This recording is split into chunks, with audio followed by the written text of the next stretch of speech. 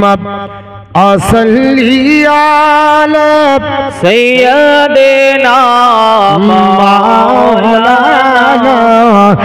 মুহাম্মদ ওয়া আলা আলি সাইয়্যিদিনা মাওলানা মুহাম্মদ। আল্লাহর নবীর ইসলামী হযরত জাবির বর্ণনা করে আপনার বলা হয়েছে মহান আল্লাহ পাক নবীর নূরকে চার ভাগ করলেন। কয় ভাগ? নবী আবার বলতেছেন সাহাবী জাবির, আমার আল্লাহ পাক আপনার নূরকে চার ভাগ করলেন, করার পরে ফাখালাকা মিনাল জুজইল আউয়ালিল কালামা, আমার আল্লাহ প্রথম ভাগ দিয়ে কলম তৈরি করলেন। জোরে বল সুবহানাল্লাহ। আপনার অনেক ব্যক্তি বলে কলম আগে পৃথিবীর জমিনে, আপনার বলা হয়েছে না না না, হযরত জালালউদ্দিন সৈয়দী রাহমাতুল্লাহ আলাইহি তিনি বলছেন জগৎবাসীরা সৃষ্টি জগৎ নিয়ে। আমি আপনার বলা হয়েছে কিতাব লেখার পরে জানতে পারলাম কোন কোন হাদিসে আপনার কলম বলা হয়েছে, কোন কোন হাদিসের রেফারেন্সে পানি বলা হয়েছে, কোন কোন হাদিসে নবীর নূরকে বলা হয়েছে। এবার সবগুলোকে একটা করার পরে যে সিদ্ধান্ত নিতে বাধ্য হলাম যে সমস্ত সৃষ্টির উৎস হলো নবীর নূর। জোরে বল সুবহানাল্লাহ। আমার নবীর নূর না থাকলে কলম হতো না, আসমান জমিন হতো না, পাহাড় পর্বত হতো না, নদ নালা হতো না, আপনার ভোচর খেচর হতো না, সব জিনিসের আপনার পিছনে আমার নবীর নূর আছে। তাই জাবির রাদিয়াল্লাহু তাআলা আনহু বর্ণনা করে প্রথম ভাগ দিয়ে আল্লাহ পাক কলম তৈরি করলেন, ওয়া মিনাস সানিইল লাউহা, দ্বিতীয় ভাগ দিয়ে আল্লাহ লৌহ তৈরি করলেন, ওয়া মিনাস সালিসিল আরশ, তৃতীয় ভাগ দিয়ে আমার আল্লাহ আরশ তৈরি করলেন। চতুর্থ ভাগের মধ্যে তিন ভাগ আপনার শেষ হয়ে গেল, আপনার চতুর্থ ভাগ থেকে গেল। হযরত জাবির বলেন নবী আমার বলেন সাহাবারা ওই চতুর্থ ভাগ দিয়ে ফাখালাকা মিনাল জুজইর রাবিয়া আরবাতা আযজাইন, আমার আল্লাহ পাক চতুর্থ ভাগকে আবার চার ভাগ করলেন। চার ভাগ করার পরে ফাখালাকা মিনাল জুজইল আউয়ালি হামালাতাল আরশ, আমার আল্লাহ পাক আরশ বহনকারী ফেরেশতা তৈরি করলেন। আবার দ্বিতীয় মিনাস সানিইল কুরসি, আর দ্বিতীয় ভাগ দিয়ে আল্লাহ কুরসি তৈরি করলেন। ওয়া মিনাস সালিসিল বাকাইল মালাইকা, আর তৃতীয় ভাগ দিয়ে সমস্ত ফেরেশতা তৈরি হলো। আবার চতুর্থ ভাগ থেকে গেল আপনার বলা হয়েছে সুম্মা কাসামার রাবিয়া আরবাতা আযজাইন, আবার চতুর্থ ভাগকে চার ভাগ করা হলো। চতুর্থ ভাগকে চার ভাগ করার পরে আপনার ফাখালাকা মিনাল আউয়ালিস সামাওয়াত, আল্লাহ প্রথম ভাগ দিয়ে সাত তবক আসমান তৈরি করলেন। ওয়া মিনাস সানিইল আরদিনা, দ্বিতীয় ভাগ দিয়ে সাত তবক জমিন আমার আল্লাহ তৈরি করলেন। ওয়া মিনাস সালিসিল জিন্না ওয়াল ইনসা, আপনার মহান আল্লাহ পাক তৃতীয় ভাগ দিয়ে জিন আর ইনসান তৈরি করলেন। আবার চতুর্থ ভাগ থেকে গেল ওটাকে আবার চার ভাগ করা হলো।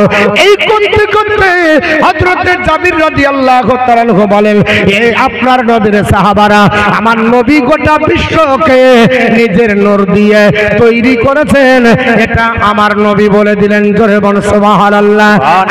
বর্তমানে একবিংশ শতাব্দীতে কিছু মানুষ তৈরি হয়েছে, এরা বলতেছে নবী মাটির তৈরি। বলে কেন গো মাটির বলো? বলে মাটির বললে নবীর সম্মান বেড়ে যায়। আদম আলাইহিস সালাম পৃথিবীর জমিনে এসেছিলেন মাটির আপনার তৈরি, ওনাকে সিজদা করেছিল রহমতে, আপনার রহমতের ফেরেশতা, আল্লাহর নূরের তৈরি ফেরেশতা। তাহলে নূরের তৈরি ফেরেশতা আদমকে সিজদা করে মর্যাদা বেড়েছে। তাহলে বলেন পৃথিবীর জমিনে মাটির বললে তো সম্মান বেড়ে যায়। এটা আপনার বলছে কিনা বাবা? এটা আপনার বলে, কিন্তু একটা কোরআনের আয়াত কিংবা হাদিস দেখান আমার নবীর ব্যাপারে। নবী বলেছে আমি মাটির তৈরি, অথবা আপনার বলে হয়েছে কোন কোরআনের আয়াতে লেখা আছে আল্লাহ বলেছেন মাটির তৈরি। আমার আল্লাহ পাক নবীকে পৃথিবীর জমিনে পাঠানোর আগে আল্লাহ তৈরি করার পরে কাতাবা ইসমাহু আলাল আরশ, আরশে আপনার বলে হয়েছে লিখে দিলেন। কারণ জান্নাতের দরজায় লেখা ছিল লা ইলাহা ইল্লাল্লাহ মুহাম্মাদুর রাসূলুল্লাহ, জান্নাতের আপনার কাছে লেখা ছিল লা ইলাহা ইল্লাল্লাহ মুহাম্মাদুর রাসূলুল্লাহ, আপনার হুরগেলামানের কপালে লেখা ছিল লা ইলাহা ইল্লাল্লাহ মুহাম্মাদুর রাসূলুল্লাহ। সব আপনার লিখে দিয়েছিলেন কেন? কারণ আপনার রূহ জগতে সমস্ত নবীর আত্মাগণ আল্লাহর নবীর উপরে আপনার বলা হয়েছে কলমা পড়ে নিজেকে তারা নবীজির উম্মত বলে গণ্য করেছে। সুবহানাল্লাহ সুবহানাল্লাহ। জুরকানি শরীফ উঠিয়ে দেখুন হাদিস আপনার জোরকানি শরীফের মধ্যে লিপিবদ্ধ রয়েছে। আল্লাহর নবীর নূরকে যখন তৈরি করা হয় ও মুসলমান পৃথিবীর জমিনে জোরকানি শরীফ আপনার বলা হয়েছে দ্বিতীয় খণ্ড পৃষ্ঠা নাম্বার 111 এবং 12 আল্লাহর নবীর নূরকে তৈরি করে আদম আলাইহিস সালামের আপনার পোস্তে দিয়েছিলেন। তবে আদম আলাইহিস সালাম আলোকিত হয়েছিলেন যতক্ষণ না দেয়া হয়েছিল আদম আলাইহিস সালাম আলোকিত হয়েছিলেন না। আম্মা আসকানা নূরা মুহাম্মাদিন ফি জাহারি আদামা আদম আলাইহিস সালামের পিঠের উপর রাখা হলো। ফাসারাতিল মালাইকা সমস্ত ফেরেশতারা তাকিফু খালফাহু সাফুফান সব পিছনে সারিবদ্ধভাবে দাঁড়িয়ে গেল এবং আপনার আইয়ানজুরা আপনার ইয়ানজুরনা ইলা জালিকান নূর ওই নূরকে জিয়ারত করতে চলো। আদম আলাইহিস সালাম আল্লাহকে জিজ্ঞাসাবাদ করে ওগো রব্বে কায়নাত আল্লাহ পাক আমার আপনার পিছন দিকে ফেরেশতারা গুনগুন করে কি বলে আর আমি আপনার সামনে দাঁড়িয়ে থাকবো, আমার সামনে কোনো আপনার ফেরেশতা নাই। আল্লাহ পাকের কাছে দোয়া করলেন। আল্লাহ পাক আপনার বলে হয়েছে নবীর নূর আদম আলাইহিস সালামের পিছানিতে চমকে দিলেন। সমস্ত ফেরেশতারা সামনে হয়ে গেল। আল্লাহ পাকের কাছে জিজ্ঞাসা করে আল্লাহ সবাই তো আমার কপালের দিকে তাকায়, কেউ আমার দিকে তাকায় না। আমি আপনার কি এমন আছে যে আমার কপাল দেখে সবাই আনন্দ উপলব্ধি করে? ও আল্লাহ পাক এমন জায়গায় দাও যাতে আমি আনন্দ করি। আল্লাহ পাক তিনার বৃদ্ধাঙ্গলে নূরে মুহাম্মদী চমকে দিলেন। সঙ্গে সঙ্গে আদম আলাইহিস সালাম আপনার কুররাতু বিআইনি বিকা ইয়া রাসূলুল্লাহ বলে এইভাবে আপনার বলে আছে মুখে চুম্বন দিয়ে চোখে ঠেকিয়েছিলেন। আর বর্তমানে 21 শতাব্দীতে আদম সন্তানের কিছু বিয়াদব সন্তান এই আদম সন্তানরা বলছে এটা করা যাবে না, এটা আপনার বলা হয়েছে করলে আপনার বেদাত হয়ে যাবে, এটা তারা মানতে পারে না। তো যাই হোক যেটা বলছিলাম বাবা আমার নবীর নূরকে তৈরি করা হলো। আল্লাহ পাকের আপনার বলা হয়েছে নবীর নূর তৈরি করার পরে ফাখলাকা নূরা মুহাম্মাদিন সাল্লাল্লাহু তাআলা আলাইহি ওয়াসাল্লাম নবীর নূরকে তৈরি করা হলো। করার পরে আমার হুকুম দেওয়া হলো আইয়ানজুরা ইলা আনওয়ারিল আম্বিয়া ওগো নবী আত্মা জগতে তুমি এই সমস্ত নবীর আত্মাদের দিকে তাকাও। নবী যেমনি তাকিয়েছে ফাগাসিয়া হুকুম মিনহু সমস্ত নবীর নূরকে গ্রাস করে নিয়েছে। কারণ এমন আপনার নবীর নূরের জ্যোতি সমস্ত নূরের আপনার জ্যোতিগুলো আপনার বনে হাতে হারিয়ে গেল। আপনার সঙ্গে সঙ্গে কল আপনার নবীর আত্মাগণ বলল রব্বানা মান গাসিনা বিন নূরহু ইয়া রাসূল ইয়া আল্লাহ ও আল্লাহ পাক কার নূর আমাদের নূরকে গ্রাস করে নিল, আমাদের নূরকে ছেড়ে নিয়েছে। ওয়ালা রাব্বুল আলামিন বলে হাজা নূর মুহাম্মদ ইবনে আব্দুল্লাহ এটা আব্দুল্লাহর ছেলে মুহাম্মাদের নূর। ইন আমানতুম বিহি ওয়াজালনাকুম আম্বিয়া এ নবীগণ যদি তোমরা এই নবীর নূরের প্রতি ঈমান আনো আমি আল্লাহ তোমাদেরকে আম্বিয়া বানাবো। সমস্ত আম্বিয়া کرامের আত্মা বলো তারা বলেছিল আমান্না বিহি আপনার বলে হয়েছে আমরা তার উপরে ঈমান আনলাম ওয়া বি নবুয়াতিহি আর তোর নবুয়তকে স্বীকার করে নিলাম। জোরে বল সুবহানাল্লাহ। আপনার যেই দিন নবীকে আল্লাহ তৈরি করে আত্মা জগতে রাখে সেই দিন নবীকে নবী করে সমস্ত নবীদের আত্মাকে আপনার বলা হয়েছে কলমা পড়িয়ে নবীকে নবী হিসাবে বিবেচিত করেছে। আর মৌলবী বলতেছে 40 বছরে ছাগল চড়ার পরে হয়েছে। জোরে বল আস্তাগফিরুল্লাহ আস্তাগফিরুল্লাহ। 40 বছরে ছাগল চড়ার পরে নবী হয়েছে, তার আগে নবী ছিল না। এটা বলছে নুজহাতুল মাজালিস দ্বিতীয় খণ্ড 96-97 পৃষ্ঠায় লিপিবদ্ধ রয়েছে। হযরত ইবনে আব্বাস বর্ণনা করে ফাহাকিকাতুহু মাওজুদাতুম মিন জালিকাল ওয়াক্ত নবী ওই সময়তে হাকিকাতে প্রকৃত পক্ষে নবী ছিলেন। জোরে বল সুবহানাল্লাহ। আল্লামা ইসমাইল হাক্কি রহমাতুল্লাহ আলাইহি তাফসিরে রুহুল বায়ান তার 4th খণ্ডের 38 পৃষ্ঠায় বলেন কুনতু নাবিয়্যা ওয়া আদামু বাইনাল মাই ওয়াত তিন। নবীর একটি হাদিস নকল করে বলছেন নবী বলছেন আমি ওই সময় নবী ছিলাম যে সময় আদম আলাইহিস সালাম মাটি আর পানির মধ্যে ছিল। অপর হাদিসের মধ্যে স্পষ্ট এসেছে নবী বলেছেন কুনতু নাবিয়্যা ওয়া আদামু বাইনাল রুহি ওয়াল জাসাদ। আমি ওই সময় নবী ছিলাম যে সময় আদম আলাইহিস সালাম রূহ এবং শরীরের মধ্যে সীমাবদ্ধ ছিল।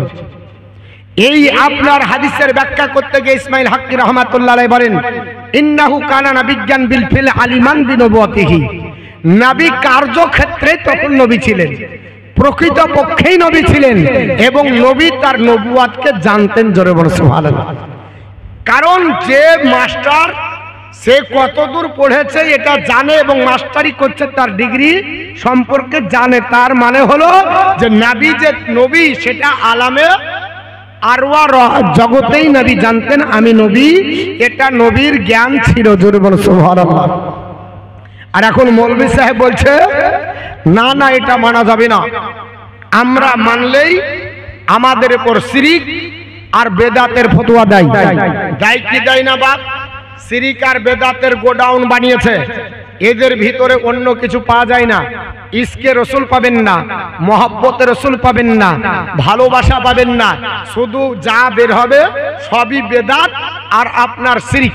বেদাত আর শিরিক এই গোডাউন বানিয়েছে, অথচ নিজে বাড়িতে বেদাত ভরে রেখেছে। বলে হুজুর কেন? আমি আপনাদেরকে বলি, আপনারা আমরা যারা বাড়িতে কোরআন পড়ি, এই যে কোরআনটা পড়েন, এই লিখিত কোরআনটা এটা হলো বেদাতি পদ্ধতিতে লেখা কোরআন। কিসের লেখা কোরআন বললাম?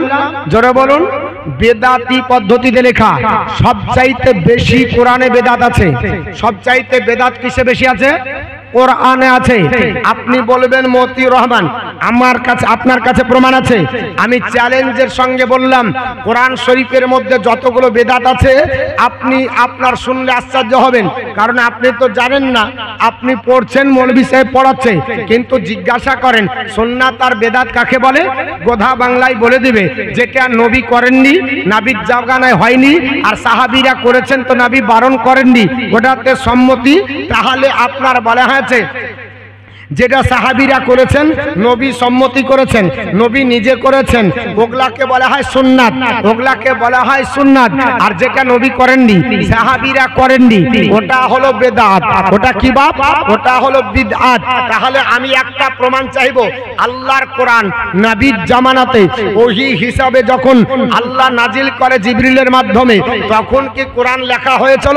আপনার এই কাগজে অ্যানসার আসবে না, কোরআন লেখা হয়নি। তবে লেখা হয়েছিল কিভাবে? গাছের ছালে, পশুর চামড়ায়, আর আপনার বলা হয়েছে পাথরে খোদাই করে, আর শুনে শুনে হাফেজ। চারটি পদ্ধতিতে কোরআন আপনার বলা হয়েছে সংরক্ষিত ছিল। তাহলে বোঝা গেল কাগজ লেখা কোরআন এটা একটা 1 নাম্বার বেদাত। এটা হলো 1 নাম্বার বেদাত। দ্বিতীয় নাম্বার হলো, আচ্ছা বলেন মতিউর রহমান, আপনারা আমরা যে কোরআন শরীফ পড়ি, এই কোরআন শরীফে আলিফ জাবার আ আছে, বা জাবার বা আছে, তা জাবার তা আছে, আছে না আছে না বাপ? এই যে কোরআন আছে, কোরআন আপনার আলিফ বা তা সা আমরা যারা পড়ি তো জাবার জের পেশ এটা পড়ি না? আচ্ছা এই জাবার জের পেশ আল্লাহর নবীকে জিবরিল আমিন এইভাবে কি জের জাবার দিয়ে কোরআন শরীফ নাজিল করে দিয়েছিল? অ্যানসার আসবে না। আল্লাহ পাক জের জাবার পেশে রোক্তা সাকিন তাসদীদ দিয়ে কোরআন আল্লাহ এইভাবে লিখিত করে আল্লাহ পাঠান দি নবীর পাকের কাছে। এইভাবে কোরআন আপনার সংরক্ষিত ছিল না, নাড়া কোরআন লেখা হয়েছিল। রিসিটার ছিল 42 জন। হযরতে যায়েদ বিন হারিস তিনি 1 নাম্বার ছিলেন। কোরআন জেজ্জাবাদ দিয়ে লেখা হয়েছিল না, যেটা পশুর চামড়ায় বা গাছের ছালে লেখা হয়েছিল ওটা ইবারত লেখা ছিল নাড়া। তাহলে বোঝা গেল এই নাড়া আরবি পড়তে আপনার কঠিন হবে বলে জেজ্জাবাদ লাগানো হলো। কে জেজ্জাবাদ লাগিয়েছে? নবী কি তৈরি করেছে? অ্যানসার আসবে নবী আমার জেজ্জাবাদ তৈরি করেননি, আবু বকর করেছেন। বলে আবু বকর করেননি। ওসমানে গনি করেছেন, ওসমানে গনি করেননি। আলিও মুর্তজা করেছেন, আলিও মুর্তজা করেননি। আলিও মুর্তজা গ্রামার শুরু করেছিলেন, আর ওনার ছাত্র আপনার আবুল আসওয়াদ আদ-দাওয়ালি আরবি গ্রামারের সমাপ্তি ঘটান। তবে জেজ্জাবারের আবিষ্কর্তা আবুল আসওয়াদ আদ-দাওয়ালি। আর কোরআন শরীফে জেজ্জাবাল লাগানো হয়েছে 569 খ্রিস্টাব্দে। জোরে বলো সুবহানাল্লাহ। সুবহানাল্লাহ। কত খ্রিস্টাব্দে? একটু মুখস্থ করেন। নবীর ইন্তিকাল কত? 632। ভালো করে বোঝেন, নবীর ইন্তিকাল হয়েছে 632-এ, আর জেজ্জাবাল লাগানো হয়েছে কবে? 669। হযরত আলীর ইন্তিকালের পরে হযরত আলী ইন্তিকাল করেছে 661। তাহলে হাজ্জাজ বিন ইউসুফের নেতৃত্বে আবুল আসওয়াদ দাওয়ালি যে জেজ্জাবার তৈরি করলেন, এই জেজ্জাবার দেওয়া হলো কোরআনে কত খ্রিস্টাব্দে? 669। কোন যদি আদাতের বাচ্চা থাকে, একটা আদাত প্রমাণ করতে হবে যে নবী লাগিয়ে গেছে, তাহলে কোরআন শরীফের জেজ্জাবার লাগানো হলো। এটা বেদাত কি বেদাত না? জোরে বলুন। যেখানে আল্লাহ লাগিয়ে পাঠায়নি, রাসূলুল্লাহ লাগিয়ে যাননি, 4 জন বিশিষ্ট সাহাবীও লাগালেন না, হাজ্জাজ বিন ইউসুফের নেতৃত্বে কোরআনের জেজ্জাবার লাগানো হলো কত খ্রিস্টাব্দে? 669। নবীর ইন্তিকালের কত বছর পর? হিসাব করেন গা, 37 বছর পরে যে কোরআনের জেজ্জাবার লাগানো হলো। আচ্ছা ঠিক আছে, পড়তে পারবে না বলে মানিলি। আর একটা বেদাত আছে, এই বেদাত জানেই না। আপনার আলিফ খালি, বার নিচে 1 নুক্তা, তার উপরে 2 নুক্তা, সার উপরে 3 নুক্তা, জিমের পেটে 1 নুক্তা, হা খালি খার উপরে 1 নুক্তা। ও মৌলানা সাহেব, আপনাকে বলতে হবে জিমের পেটে ফুটা, এটা কে দিয়েছে? আপনার হার উপরে ফুটা, ওটা কে দিয়েছে? সার উপরে 3টা ফুটা, এটা কে দিল? তার উপরে ফুটা 2টা কে দিয়েছে? সিনের উপরে, বড় সিনের 3টা ফুটা, ছোট সিনে ফুটা নাই, কপের মাথায় ফুটা। আপনার বলে হতো নুনের পেটে ফুটা, এটা কে দিয়েছে? এ তো নবী দান্ডি, 4 জন সাহাবী দান্ডি। এটা আরো পরে 700 খ্রিস্টাব্দে নুক্তা লাগানো হয়েছে। কত খ্রিস্টাব্দে? জোরে বলুন। মৌলবীকে বলেন সুন্নাতি তরিকায় যদি পড়তে হয়, কাল থেকে 12 ফুটা উঠিয়ে দিব। ও মৌলবী সাহেব আলিফের পরে বা, ওর সারা জিন্দেগি হবে পড়তে পারবে না। বা তা সা 3টে দেখতে একই, একই কি একই নাই বাপ? একটু জোরে বলেন। আরবি যারা পড়তে জানেন, বা তা সা 3টে দেখতে একই। ফুটা নিচে একটা দিলে বা, ওপরে দিলে 2টা সা, 3টে দিলে সা, আর 3টার ফুটা উঠিয়ে দেন মৌলবী হা। বুঝতে পারবে না কেন? কি করে বলবে? বা তা সা কি করে বলবে? ফুটাতে নির্ণয় হয়, চিহ্ন তো নাই। বুঝতে পারবে না, মৌলবী হা করে দাঁড়িয়ে থাকবে। মৌলবী সাহেবকে জিজ্ঞাসা করেন, বলে হুজুর সুন্নাত সুন্নাত, বেদাত বেদাত করেন, তো ফুটাটা কবে আসলো? এটা তো বেদাত, তো এই বেদাতটাকে আগে উঠান, তারপরে সিন্নিটা উঠাবেন। আগে তো সকাল বেলাতে বেদাতি তরিকায় ইয়াসিন সূরা পড়ে বের হলেন। হ্যাঁ, ইয়াসিন সূরা পড়ে না তো ওটা ফুটা আছে না নাই? জেজ্জাবার আছে না নাই? আছে না নাই? আছে। তাহলে মৌলানা সাহেব পড়ে তো বের হলো, ওটা তো বেদাতি কোরআনের আপনার তেলাওয়াত করে। আমি বলছি না যে পড়া হবে না, ভালো করে বুঝেন। কারণ আমরা বেদাত মানি। এ কেন?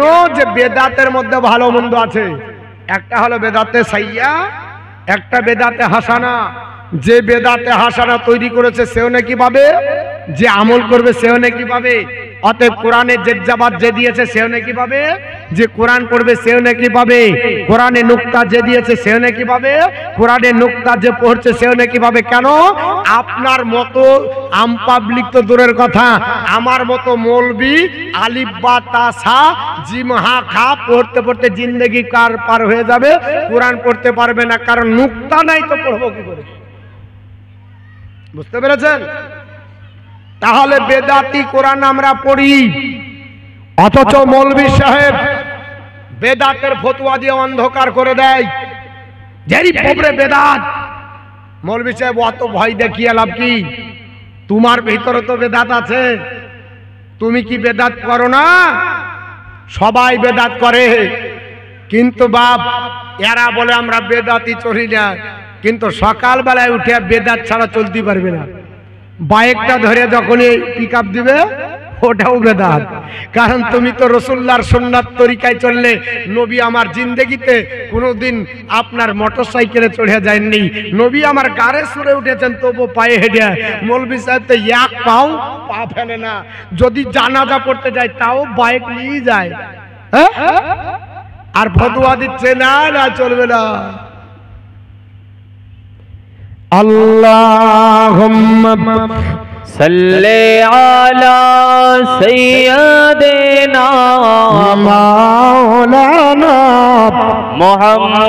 محمد وعلى آل سيدنا مولانا محمد صلى الله على محمد صلى على محمد हर दम ज़बान से निकालो पाक नामे मोहम्मद हर दम ज़बान से निकालो सभी नाम মোহাম্মদ সাল্লাল্লাহু তাআলা আলাইহি ওয়াসাল্লাম। আমার মুসলমান বলার উদ্দেশ্য হলো এর জন্য বলি বেদাত দেখে ভয় করে আপনার মনে হয় যে ইবাদত ছেড়ে পালিয়ে যাবেন না, কারণ বেদাত বললে সবারই ভিতরে আছে। হ্যাঁ, যে বেদাতে মুসলমানের ক্ষতি হবে, যে বেদাতে মুসলমানের নষ্ট হবে, যে বেদাতে ইসলামের ক্ষতি হবে, ওই বেদাত আমরাও মানি না বাবা।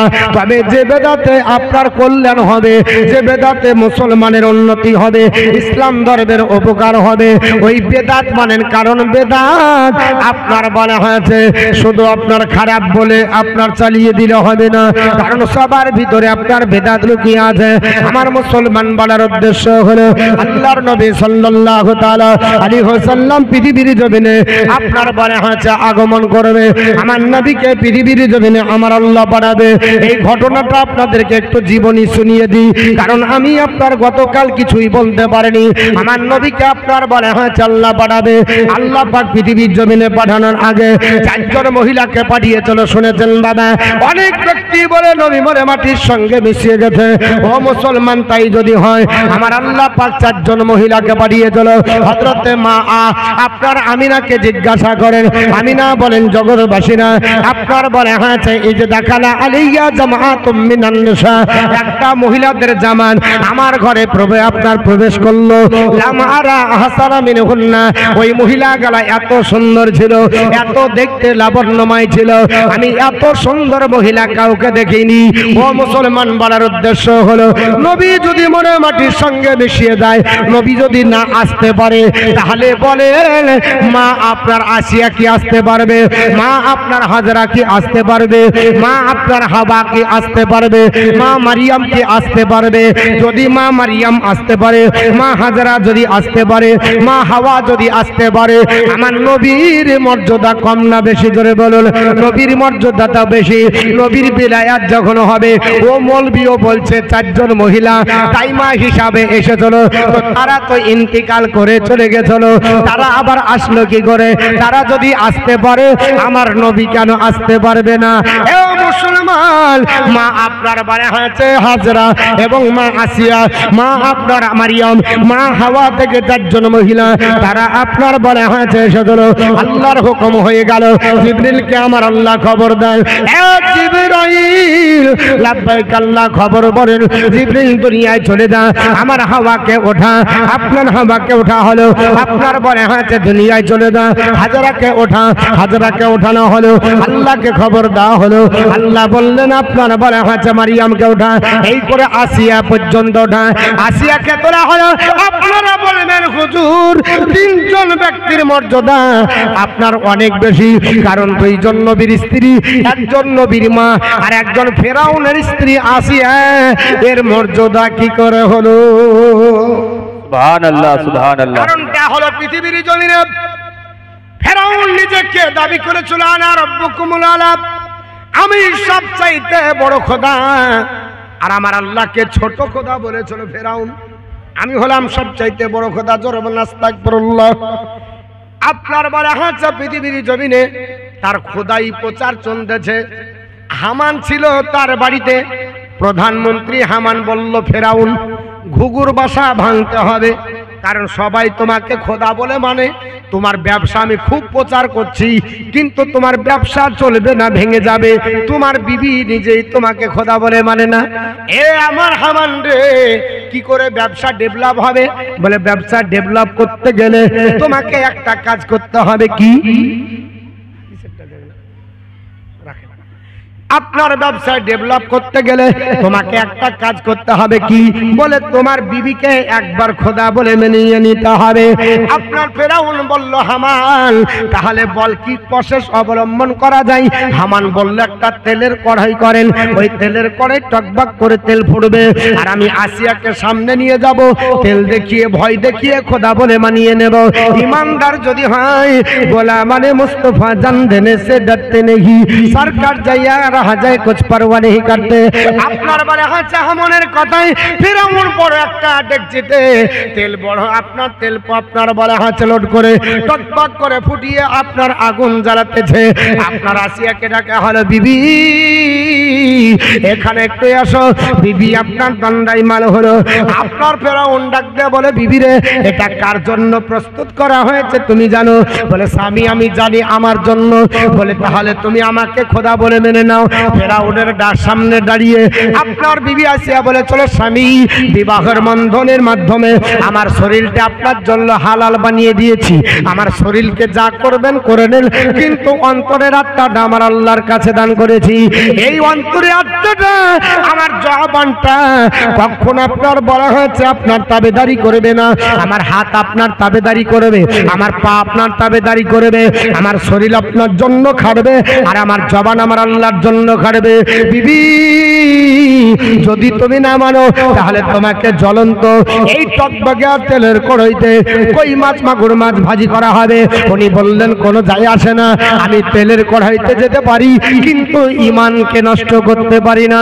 বিবি আপনার আসিয়া ডাকতে বলেছে, স্বামী আমি আপনাকে মানব না, কারণ আপনি আমার স্বামী, আপনি আমাকে যা বলবেন সেটা মেনে নিব, কিন্তু শরীয়তের খিলাফ মানব না। তদানীন্তন কালে মুসা কালিমুল্লাহ ছিলেন, মুসা কালিমুল্লাহর তিনি কলমা পড়তেন বাবা, ওনার উপরে ঈমান এনেছিলেন, ওনারই তিনি আপনার বলে হয়েছে আপনার সাহাবিয়া ছিলেন, উনি আপনার বলে হয়েছে কলমা তিনার পড়েছিলেন। ফেরাউনের আপনার স্ত্রী আসিয়া কোনো মতেই মানবে না, তাকে হাত পা বেঁধে কড়াইতে যখন ভাসিয়ে দেওয়া হলো, ওই কড়াইতে তিনি বলেছিলেন, লা ইলাহা ইল্লাল্লাহু মুসা কালিমুল্লাহ। এই কলমা পড়ে যখন পৃথিবীর জমিন থেকে বিদায় নেন, আমার আল্লাহর দয়া হয়ে গেল। আমার আল্লাহ বলল, ফারিস্তা আমার আসিয়াকে রেখে দাও, আমি বিশ্ব নবীর বিলাদাতে আমি দাইমা করে দেব। সুবহানাল্লাহ। নারে তাকবীর, नारे तकबीर, नारे रिसालत, दीन इस्लाम, मसला के आला हजरत, नारे तकबीर, नारे रिसालत। আমার মুসলমান এই ঘরে চারজন মহিলা এসেছে।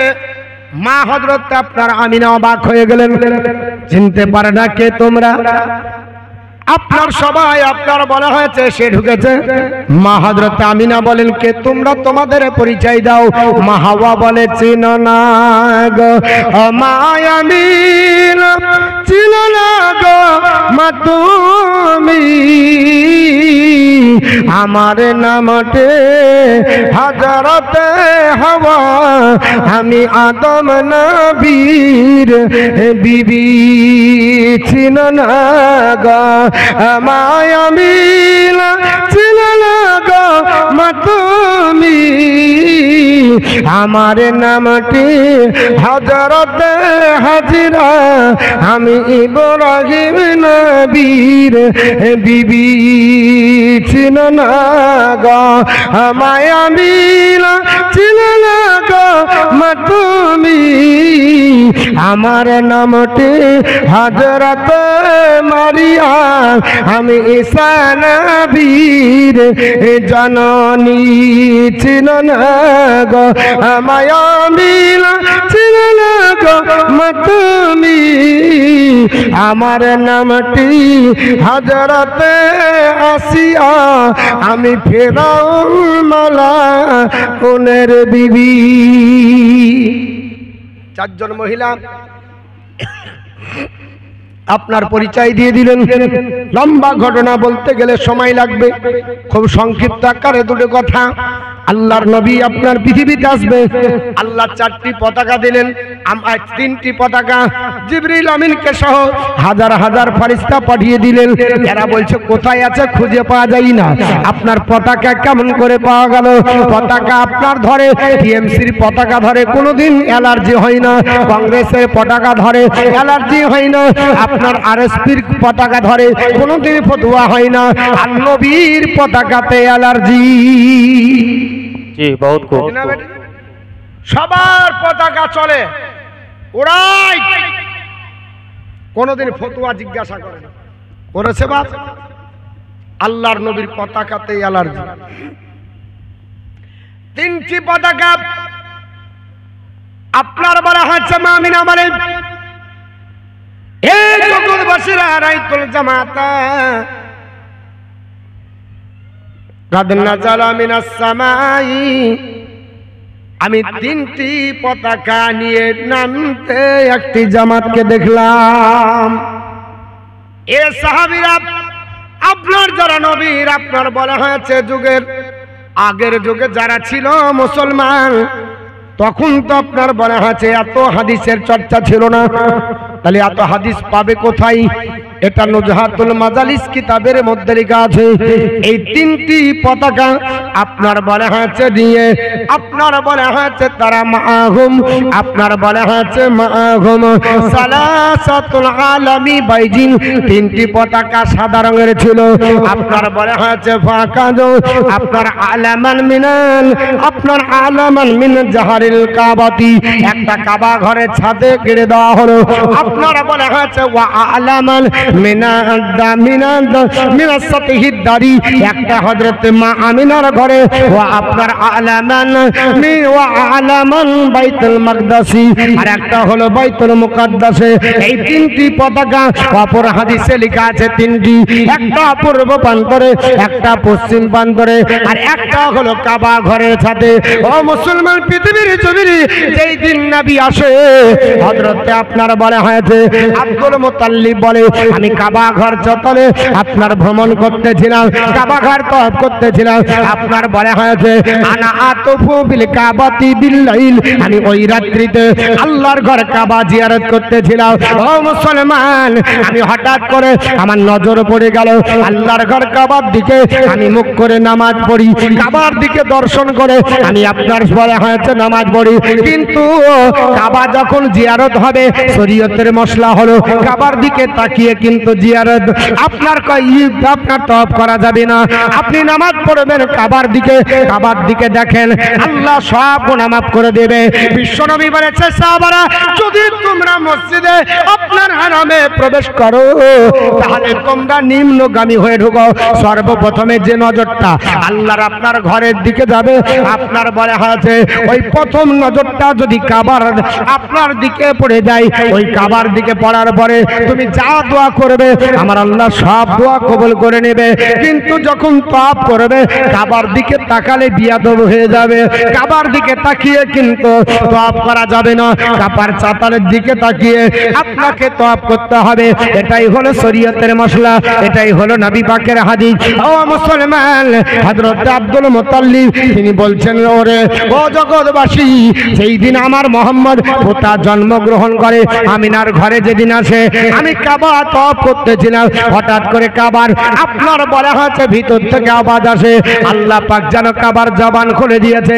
কাবা বলছে ও জগৎবাসীরা ইন্না আমিনাতা ওয়ালাদাত মুহাম্মদ সাল্লাল্লাহু আলাইহি ওয়াসাল্লাম, নিশ্চয় আমিনা আজ মুহাম্মদকে জন্ম দিল। সুবহানাল্লাহ সুবহানাল্লাহ। অবাক হয়ে গেলাম, কাবার জবান খুলে গেল। কাবা একটা ঘর, ইট পাথর দিয়ে তৈরি ঘর, এত সম্মান, সেই ঘরে আপনার বলা আছে জবান খুলে গেল। শুধু তাই নয়, কাবা ঘরে তখন 360 খানা মূর্তি ছিল। ওই কাবা ঘরের মূর্তি হাবলের জবান খুলে গেল। সেও বলতেছে জগৎবাসীরা তোমরা শোনো, উলিদান নবী আখিরুজ জামান, আজ শেষ জামানার নবী পৃথিবীতে পদার্পণ করছে। জোরে বলো সুবহানাল্লাহ। চতুর্দিকের জবান দ্বারা এটা আপনার প্রচার ও প্রসার হচ্ছে। আমার নবী পৃথিবীতে আসছেন, চতুর্দিকে আপনার বলা হয়েছে আপনার আনন্দ আর আনন্দ। শয়তান কিন্তু পাহাড়ের উপর বসে কাঁদছে। শয়তানের চেলা জামান্না বলছে, কি ব্যাপার তুমি এত দুঃখ প্রকাশ করছো, কাঁদছো কেন? বলছে এর জন্য কাঁদছি যে আমার আর ব্যবসা ভালো চলবে না, ব্যবসা বন্ধ হয়ে যাবে। তাহলে নবীর আগমনে কাবা ঝুঁকে চলো, জবান খুলে চলো, ভূত পুজো পর্যন্ত কথা বলেছিল, পশু পাখি কথা বলেছিল, কাঁদেছিল কে? দুঃখ হয়েছিল কার? শয়তানের। তাহলে নবীর আগমনে খুশি মানাবে যারা, এরা নবীকে ভালোবাসবে তারা। আর যারা দুঃখ করবে, কষ্ট হবে, ব্যথা হবে, জানতে হবে শয়তানেরই কিছু তাদের আপনার বংশধর রেখে গেছে, এরা হবে। না হলে নবীর আগমনে সবাই আনন্দ করলো, এরা কেন আনন্দ করবে না? নবীর আগমনের জন্য সবাই খুশি মানাবে, এরা কেন করবে না? একটাই কারণ, শয়তানের ওয়াসওয়াসা লেগে গেছে। শয়তান যে ব্যবহার করছে সেই ব্যবহার যদি করে তাহলে কোনো কাজ হবে না। আল্লাহুম্মা সাল্লি আলা সাইয়্যিদিনা মাওলানা মুহাম্মদ ওয়া আলা আলি সাইয়্যিদিনা মাওলানা মুহাম্মদ সাল্লাল্লাহু আলাইহি ওয়াসাল্লাম। আমার মুসলমান বলার উদ্দেশ্য হলো আমার নবীর আপনার বলে আছে বিলাদাত, এই খুশিটা আপনার বলে আছে যেমন তেমন খুশি নয়। আমার নবী আশ্চর্য এবং নবীর খুশি আশ্চর্য। নবীর জন্ম বৃত্তান্ত আপনার বলা হয়েছে, শুনতে শুনতে একজন ব্যক্তি কলমা পড়ে মুসলমান হলো। ওই লোকটির নাম নেপোলিয়ান বোনাপার্ট। জোরে বলুন সুবহানাল্লাহ। মুসলমান আজ আপনারা বলা হয়েছে আমাদের মধ্যে আপনারা যারা ইতিহাস পড়েছেন একটু ভালো করে দেখবেন, আল্লাহর নবীর জন্ম বৃত্তান্ত আপনার বলা হয়েছিল। এমনকি গান্ধীজি পর্যন্ত নিজেই পড়েছে এবং গান্ধীজির একটা উক্তি আছে, গান্ধীজি নিজেই আপনার বলা হয়েছে জেলখানার ভিতরে আমি সর্বপ্রথমে যার বেশি নিয়ে জীবনী নিয়ে আলগা করেছিলাম তিনি হচ্ছেন শেষ জামানার নবী। জোরে বলুন সুবহানাল্লাহ। কারণ পৃথিবীতে সব নেতার নেতৃত্বে ভুল থাকতে পারে, আল্লাহর নবীর নেতৃত্বে কোনো ভুল নাই। এর জন্য তো 1982 সালে দিল্লির প্রথম আপনার নারী প্রধানমন্ত্রী শ্রীমতী ইন্দিরা গান্ধী বলেছিলেন, হে জগৎবাসীরা, Mohammad Rasulullah not only founded a new religion but also establish a polity. Mohammad শুধু মুসলমানদের নেতা নয়, শুধু মুসলমানদের গুরু নয়, মুসলমানদের শুধু নবী নয়, সারা জগতের নবী। জোরে বলুন সুবহানাল্লাহ।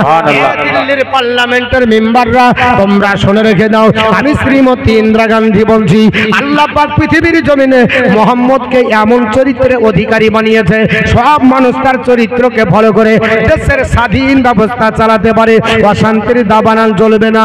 আপনার বলা হয়েছে পৃথিবীর জমিনে অশান্তি দূর হয়ে যাবে। তিনি বললেন, জগৎবাসীরা, Mohammad Rasulullah set a shining example to his people, his character of pure and stainless. এ জগৎবাসী তোমরা শোনো, আমি মুহাম্মদের সম্পর্কে বলি, তিনি হচ্ছেন মানব জাতির জন্য মডেল, মানব জাতির জন্য নিদর্শন, মানব জাতির জন্য চরিত্রের মডেল। বাবা, আল্লাহ কোরআনে বলেছে, লাকাদ কানা লাকুম ফি রাসূলিল্লাহি উসওয়াতুন হাসানাহ। এ জগৎবাসী, আমি তোমাদের জন্য নবীকে উত্তম নমুনা করেছি। তোমাদের মধ্যে নবী হলো নমুনা, নবী হলো মডেল, নবীর চরিত্রে কোনো কলঙ্কর দাগ নাই। এর জন্য বাবা শ্রীমতী ইন্দিরা গান্ধী তিনি বলতে বাধ্য হয়েছিলেন, মোহাম্মদের চরিত্রে কলঙ্কর দাগ নাই। কারণ পৃথিবীর যত নেতা আছে তাদের চরিত্রের সার্টিফিকেট তাদের ভক্তরা দিবে। আর মোহাম্মদ এমন একজন নেতা যার ভক্তর দ্বারাতে আপনার টাইটেল লাভার দরকার হয় না, যার টাইটেলটা স্বয়ং তার খোদা দিয়েছে। ওয়া ইন্নাকা লাআলা খুলুকুন আযীম। হাবিব, আপনার চরিত্রকে আমি আল্লাহ নিষ্কলঙ্ক বানিয়েছি। জোরে বলুন সুবহানাল্লাহ। আমি আল্লাহ নিষ্পাক নিষ্কলঙ্ক বানিয়েছি। ও মুসলমান বাবা, আপনাদের বলতে চাই, এই আপনার বলে হয়েছে নবীর চরিত্র দেখতে গিয়ে আপনার নেপোলিয়ান বোনাপার্ট আপনার শুনতেছিলেন, আপনার বায়োগ্রাফি, আল্লাহর নবীর বায়োগ্রাফি পড়তে পড়তে দেখলেন নবী ওই ব্যক্তি যিনি আপনার জন্মগ্রহণ করাতে আল্লাহর কাবা তার দিকে সেজদায় ঝুঁকে যায়। এটা আপনি বললেন কি করে হতে পারে, এটা সম্ভব হবে না। তিনি আপনার রিসার্চ গবেষণা আপনার করতে লাগলেন। 1773 খ্রিস্টাব্দে মানুষের চোখে তিনি আপনার দুশমন তৈরি হয়ে গেলেন। ভবিষ্যতে এমন একটা হলো ব্যবস্থা হতে হতে তিনি চলে গেলেন মিশরে। মিশরে ওই জায়গাতে আপনার চলে গেলেন একটা মসজিদের কিনারায় আপনার জায়গা নিলেন, নাম হচ্ছে আপনার বলা হচ্ছে দ্য গ্র্যান্ড মসজিদ। ওই মসজিদের ইমাম যিনি ছিলেন নাম হলো তার আবু বকর। তিনি আপনার বলে হচ্ছে আল্লাহর নবীর বায়োগ্রাফি, আল্লাহর নবীর আপনার বলে হচ্ছে জীবনী পড়তে পড়তে পড়তে অবাক হয়ে গেলেন। আর আজান শুনতেছেন, 5 ওয়াক্ত আজানে অন্য কোনো ধ্বনি হয় না, 5 ওয়াক্ত আজানে একটাই ধ্বনি বারবার হয়। এই শুনতে শুনতে মুহাম্মদ রাসূলুল্লাহ সাল্লাল্লাহু আলাইহি ওয়াসাল্লাম এই শব্দটা 5 ওয়াক্ত নামাজের সঙ্গে জড়িত, আকামাতের সঙ্গে জড়িত, আপনার প্রচারের সঙ্গে জড়িত। এটা শুনতে শুনতে অবাক হয়ে মসজিদে আপনার প্রবেশ করলেন। গ্র্যান্ড মসজিদে ঢুকে ডাকতে বললেন, এ আপনার বলা হয়েছে মুয়াজ্জিন, তোমরা এই যে বারবার আজান নামাজের পূর্বে এইভাবে ডাকো কি বলো? বলে এটা আমরা ডাকি নামাজীদেরকে আপনারা আহ্বান করি। সুবহানাল্লাহ। ঠিক আছে, আল্লাহু আকবার মানে কি? উনি বললেন সবচাইতে বড় আল্লাহ। আপনার বলা হয়েছে আশহাদু আল্লা ইলাহা ইল্লাল্লাহ, এটাও বুঝতে পারছি, কিন্তু আশহাদু আন্না মুহাম্মাদুর রাসূলুল্লাহ বলো এটা কি? বলে ইনি হচ্ছেন আমাদের নেতা, ইনি হচ্ছেন আমাদের নবী, ইনি হচ্ছেন আমাদের আপনার বলা হয়েছে আকা মাওলা। বলে ইনি কে? উনি হচ্ছেন মক্কার জ্যোতি, মদিনার আপনার বলা হয়েছে পুষ্পফুটিত ফুল, যার নাম মুহাম্মদ রাসূলুল্লাহ। ইনার নাম আমরা আজানের মধ্যে পড়ি। সঙ্গে সঙ্গে নেপোলিয়ন বোনাপার্ট আপনার 1773 সালে কলমা পড়ে মুসলমান হয়ে যায়। সুবহানাল্লাহ, সুবহানাল্লাহ। 1773 সালে কলমা পড়ে মুসলমান হলো। খ্রিস্টানরা রেগে গেল, নেপোলিয়ন বোনাপার্ট ফ্রান্সের দেশের অধিবাসী, তুমি হলো ফার্সি, আপনার জানো, তুমি ইংলিশ জানো, তুমি তো পারস্যের প্রদেশের লোক, তুমি তো খ্রিস্টান ধর্মাবলম্বী, তুমি কেন আজকে কলমা পড়ে মুসলমান হয়ে গেলে? মুসলমানদেরকে তো আমরা দেখতে পারি না। উনি বললেন, শোনো, এমন একজন আদর্শের নবীর পরিচয় পেয়েছি, যার কলমা পড়ে ধন্য হলে জীবন ধন্য হবে। সঙ্গে সঙ্গে তাকে ধরে তাকে সেন্ট হেলেস দ্বীপে নির্বাসন দেওয়া হয়েছিল। যারা ইতিহাস পড়েছেন, যারা আপনার নেপোলিয়ন বোনাপার্টের বায়োগ্রাফি পড়েছেন, দেখতে পাবেন সেন্ট হেলেস দ্বীপে তাকে নির্বাসন দেওয়া হলো। উনি বললেন, দাও, আমি আপত্তি করব না, বাকি জিন্দেগিটা কোরআন দাও আর নবী পাকের মহব্বত দাও, আমি ওখানেই থাকবো, ওখানে ইন্তিকাল করব, আমি আর কোনোদিন দেশে ফিরে আসবো না। ফ্রান্সের মাটিতে কোনোদিন এসেছিলেন না, সেন্ট হেলেস দ্বীপেই তিনি বাকি জিন্দেগিটা কাটিয়েছিলেন, তবে নবীর মহব্বত নিয়ে সারা জিন্দেগি কাটিয়েছিলেন। জোরে বল সুবহানাল্লাহ। বিশ্ববিখ্যাত ব্যক্তিত্বের অধিকারী আপনার বলা হয়েছে নেপোলিয়ন বোনাপার্ট বলেছিলেন, যদি পৃথিবীর জমিনে আমার আপনার বলা হয়েছে সেন্ট হেলেস দ্বীপের এই নির্বাসনটা আল্লাহর দরবারে কবুল হয়ে যায়, তাহলে এটা সত্য হবে যে নবী পাকের মাতৃভূমি ত্যাগ করে নবী মদিনায় হিজরত করে গেছেন। আমারও জন্য এটা নবী পাকের একটা সুন্নাত পালন হয়ে যাবে। এই মহব্বতে কাকে বলে দেখুন, নেপোলিয়ন বোনাপার্ট বিশ্ববিখ্যাত ব্যক্তিত্ব, অথচ তিনি নবীর মহব্বতে কলমা পড়ার কারণে সেন্ট হেলেস দ্বীপে নির্বাসন হলেন, তবুও নবীর কলমা ছাড়লেন না। শুধু নবীর বায়োগ্রাফি, জীবন বৃত্তান্ত একটু শোনার পরে কলমা পড়ে মুসলমান হলেন। সুবহানাল্লাহ। আশ্চর্যজনিত নবীর আবির্ভাব। বলে কেন?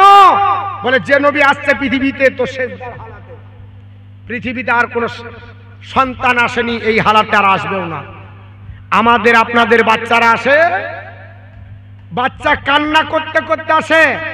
নবী পাক এসেছিলেন দুটো বাক্য নিয়ে, রেওয়াতে এসেছে নবীর প্রথম বাক্য ছিল আলহামদুলিল্লাহ হি রাব্বিল আলামিন, অথবা কোন কোন নবী বলেছেন আপনার বলা হয়েছে রব্বি হাবলি উম্মতি। তো আপনার বলা হয়েছে নবী পাকের বাক্যটাই আলাদা, আশ্চর্যজনিত। অবাক হয়ে গেলেন নেপোলিয়ন বোনাপার্টের